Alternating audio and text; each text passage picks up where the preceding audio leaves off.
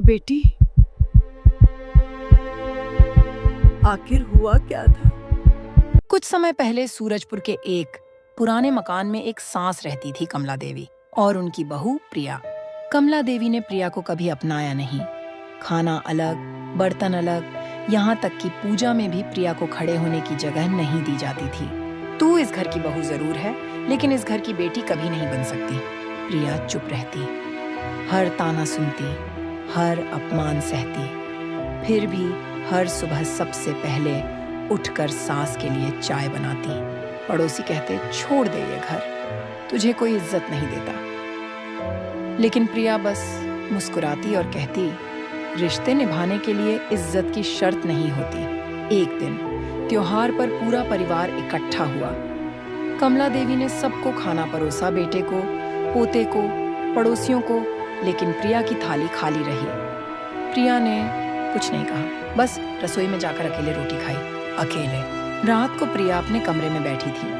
उसकी आंखों में आंसू थे, लेकिन होंठों पर शिकायत नहीं थी। उसने अपने पर्स से एक पुरानी तस्वीर निकाली, शादी के दिन की, जब कमला देवी ने मुस्कुराकर उसका स्वागत किया था। वो मुस्कुराहट अब कहीं खो गई थी। फिर एक दिन कमला देवी अचानक गिर पड़ी। प्रिया ने सबसे पहले उन्हें अस्पताल पहुंचाया।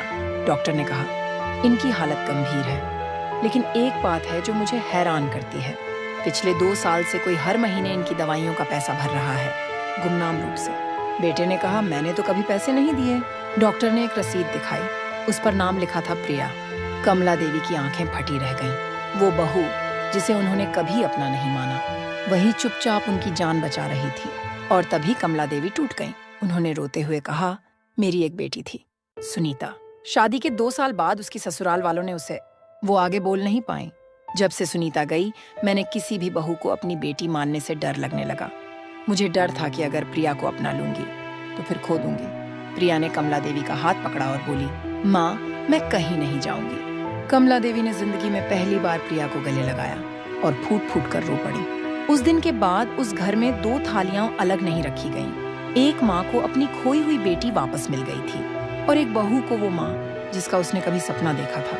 कभी कभी चुप्पी सबसे बड़ी चीख होती है, और प्यार वो होता है जो तानों के बाद भी चाय बनाता है। आपकी एक सब्सक्राइब से हमें और अच्छी कहानियां लाने की हिम्मत मिलती है।